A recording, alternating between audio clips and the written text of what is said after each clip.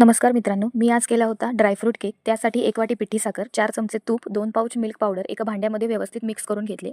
त्यानंतर त्याच भांड्यावर जाळी ठेवून त्यामध्ये 2 वाटी मैदा, 4 चमचे कोको पावडर, 1 चमचा बेकिंग पावडर आणि अर्धा चमचा बेकिंग सोडा हे सर्व मिश्रण व्यवस्थित चाळणीने चाळून त्या भांड्यामध्ये एकत्रित केलं. त्यानंतर त्या मिश्रणामध्ये थोडंसं दूध घालून केकची कन्सिस्टन्सी येईपर्यंत सर्व मिश्रण एकजीव करून घेतलं. एकजीव केलेल्या मिश्रणामध्ये मी माझ्या आवडीनुसार ड्रायफ्रुट्स टाकले, ज्यामध्ये होते बदाम, पिस्ता, काजू आणि मी रेझिनसुद्धा घातलेले होते. तुम्हाला जर हवे असतील तुम्ही तुमच्या आवडीनुसार अजून जास्तही ड्रायफ्रुट्स याच्यामध्ये टाकू शकता. त्याचबरोबर मी याच्यामध्ये थोडेसे चॉको चिप्सही टाकलेले. बाजूला मी केक टिन ग्रीस करून घेतलेला आणि गॅसवरतीही पातेलं गरम करायला ठेवलं होतं. त्यानंतर मी ग्रीस केलेल्या केक टिनमध्ये हे मिश्रण ट्रान्सफर केलं.